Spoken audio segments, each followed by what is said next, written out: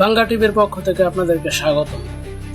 শুরুতে নিয়ে আসছি যুবক যুবতীর প্রেমের খবর। বরিশালের এক গ্রামে কুকুরকে ছাগল বলার অপরাধে পুলিশকে 3 বছরের গ্রেফতার। শুনে অবাক মনে হলেও কথাটি সত্য। বরিশালের এক মেয়ে প্রেম করার অপরাধে ইরান ও ইরাকের মধ্যে লেগে যায় ভীষণ যুদ্ধ। এ নিয়ে আমেরিকার মাথা গরম।